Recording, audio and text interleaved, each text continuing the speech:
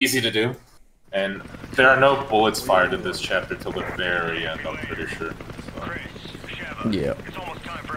I can realistically, I can do that too. So. Roger that. Not a big deal.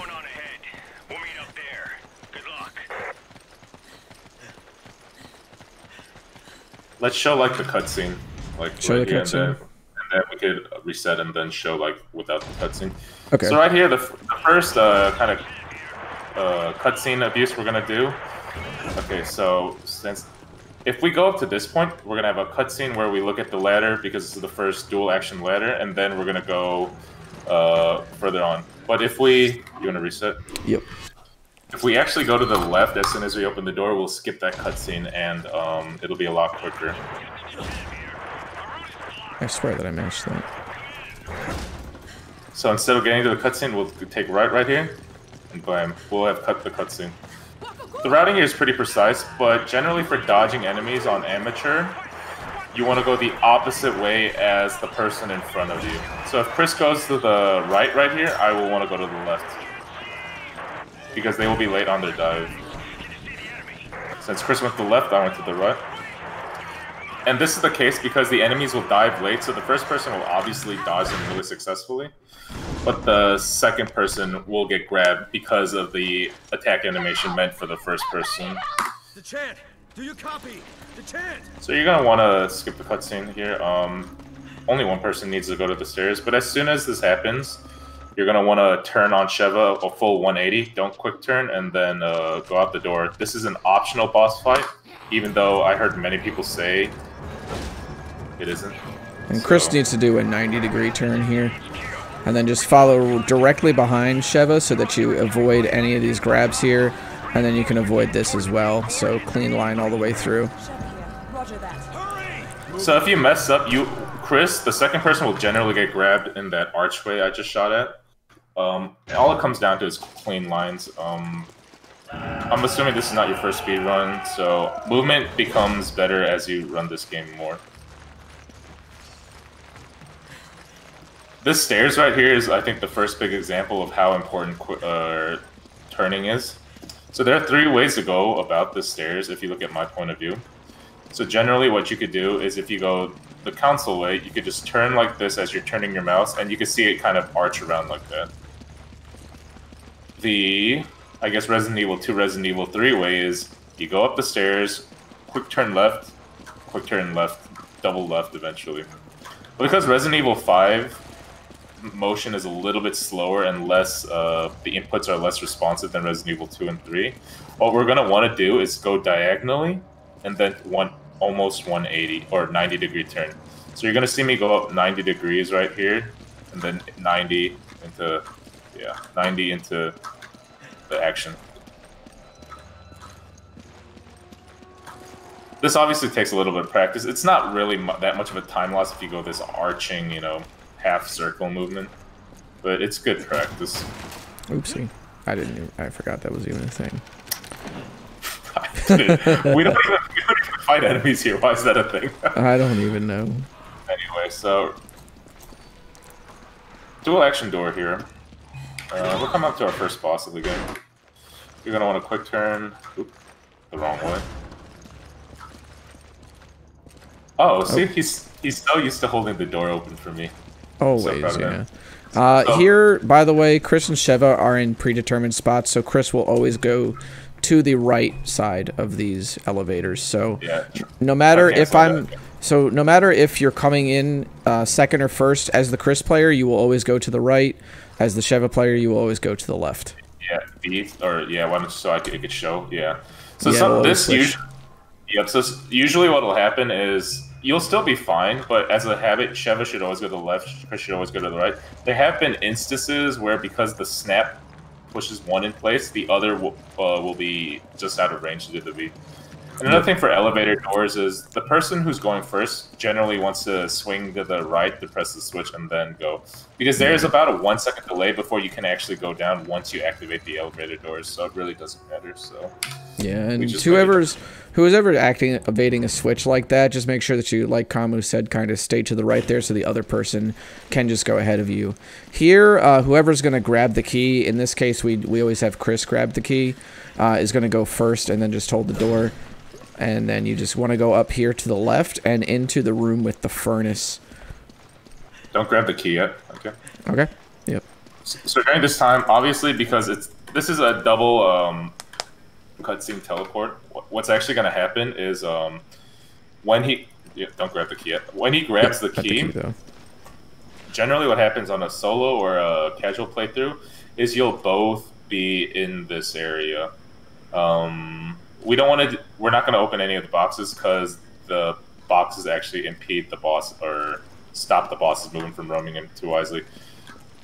So in a casual playthrough, you'll both do this, grab the key, and run back. But because this abuses a cutscene teleport, I'll tell you when to grab the key. When Chris grabs the key, the trigger for the boss coming up is one person being in this immediate area. I'll just explain the boss really quickly before it happens. Okay. So there are two ways of doing this boss fight. If the safer route is to the right, what we're going to do is we're going to knock down this barrel. We're going to both go into the oven. And once the Ouroboros comes into the oven, we will shoot it, which will cause it to be stunned. We'll both run out, hit the switch, and bake it alive. In amateur, you only need it to be baked once. In normal, I'm pretty sure you only need it to be baked once as well. The faster route, although it's more movement precise, you're going to want to leave these barrels up, because if they're destroyed, Ouroboros is going to come into this corner and like just chill in here. But if these barrels are up, he cannot go into this corner, so he has a more direct line to get to you. So Chris is going to stand in the oven. You're going to stand here as Sheva. You're going to be looking straight at the barrels right here. And instead of abusing the gas tank, Ouroboros is just going to come. As soon as he turns the corner, we're going to go to step 2. I'm going to go to the far back of the oven, and Chris should instantly be able to just press the oven. Ouroboros will lift his head up really high, which indicates a charge. Once he lifts his head off, I will just run in, and then by the time the oven's closing, Ouroboros will be in it. And that's a lot quicker. So we'll show the safe method into the quicker method.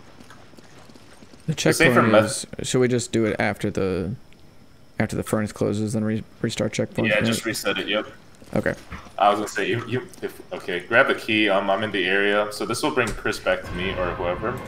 Skip the cutscene, turn around, and we'll do the safe route. Anyone could do this part. Generally, you want Sheva to be closer to the door because Sheva has a smaller unit model to run away.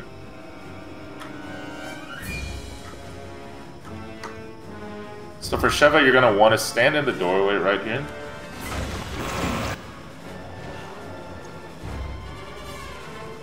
Then when he charges, lifts his head up, you're going to run to the third window. Since he's charging right here. Chris or Sheva will shoot him. Sheva will run out, hit the switch while he's stunned.